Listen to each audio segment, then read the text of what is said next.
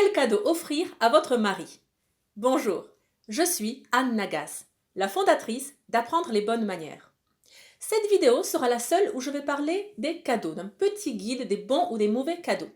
Je pense que l'année prochaine, je ferai quelque chose de plus vaste. Mais là, tout simplement, j'ai déjà bouclé mon programme pour ce calendrier de l'Avent en vidéo.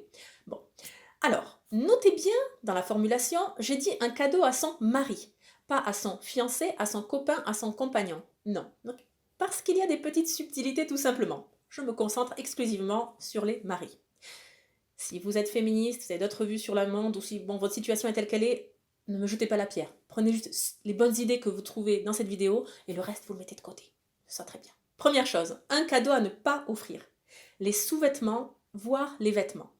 Les sous-vêtements, les chaussettes, les slips. Alors, je sais qu'il y a de très bonnes marques françaises et qui font beaucoup de publicité maintenant, justement, à cette période des fêtes, pour acheter des slips français, des chaussettes en cachemire, et c'est sûrement très bien. Mais laissez les hommes pourvoir à leurs propres besoins en matière de sous-vêtements. C'est un cadeau, sûrement de très bonne qualité, c'est pas la question, mais on ne peut pas vraiment se vanter d'avoir reçu des slips ou des chaussettes. Bon, c'est pas une question de se vanter, quoi, parce que les hommes vont pas se vanter, ni les femmes d'ailleurs, mais dire publiquement, ma femme m'a offert des slips, d'ailleurs, qu'est-ce que ça dit sur vous? Qu'est-ce que ça dit sur lui? D'autre part, c'est quelque chose qui fait de vous la maman, c'est un cadeau très maternel. Vous ne voulez pas être la mère de votre mari, pas du tout. Donc même pour les vêtements, c'est un glissement, attention à ne pas aller dans cette direction. Voilà. Deuxième point, concernant les livres de fiction, donc les romans ou les manuels. Je ne vous dis pas ce qu'il en était autrefois, mais c'est savoureux. Bon, aujourd'hui finalement, c'est admis, autant l'un que l'autre.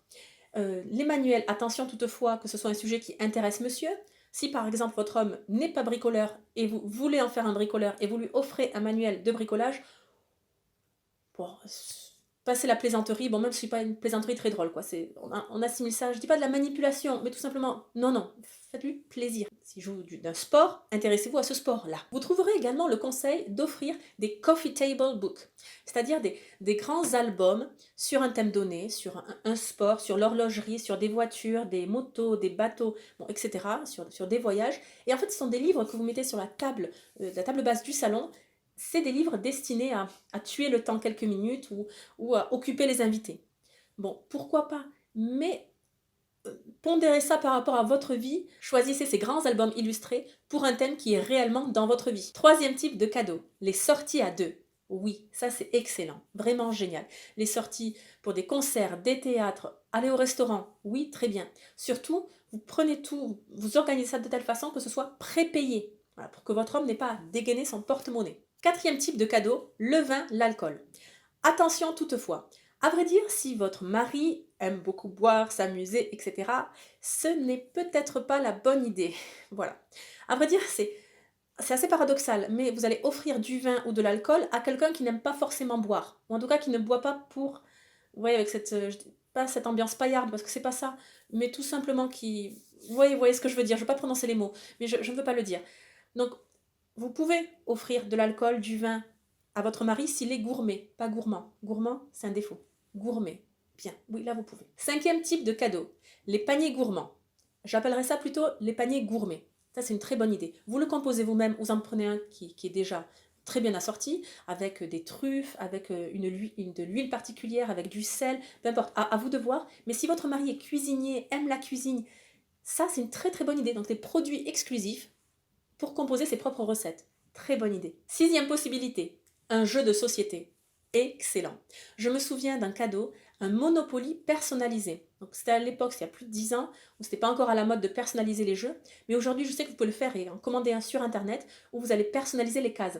Les gares, donc ce ne sera pas les gares, mais les voitures que monsieur a possédées, les adresses également, des adresses particulières à la vie de votre mari. Ouais. Ça, c'est une très bonne idée. Et puis, jeu de société, c'est quelque chose de collectif et c'est aussi pour passer du temps ensemble. Septième idée, un abonnement à l'année.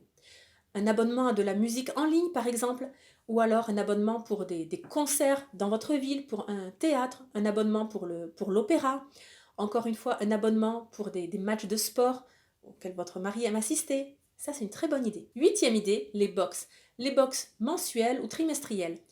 Vous allez découvrir 3 vins différents, ou justement ce panier gourmand et des produits différents tous les mois. À vous de voir, il existe vraiment beaucoup de choix dans ce domaine Et ça peut être sympa, un abonnement justement pour l'année avec un cadeau mensuel ou trimestriel, un colis qui arrive et qui vous surprend. Dernière idée de cadeau, pour votre mari, qui est également un papa écolo, pourquoi pas des ronds de serviettes.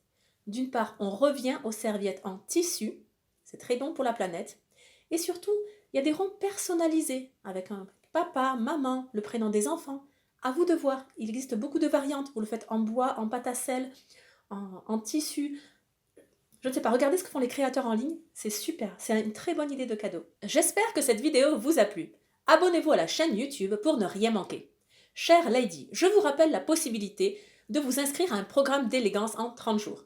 Toutes les informations sont juste en dessous. On se dit à très bientôt et n'oubliez pas, la bienséance fait la différence.